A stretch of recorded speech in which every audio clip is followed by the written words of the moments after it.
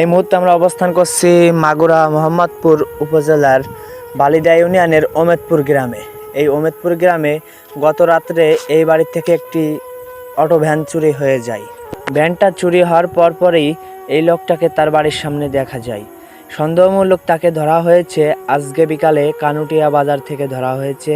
তার বাসা হচ্ছে কাউড়া গ্রাম 1 নম্বর ওয়ার্ড। এই ওমেদপুর গ্রামটাও 1 নম্বর ওয়ার্ড। যার বাড়ির থেকে ভ্যানটি চুরি হয়েছে সেটাও 1 নম্বর ওয়ার্ড।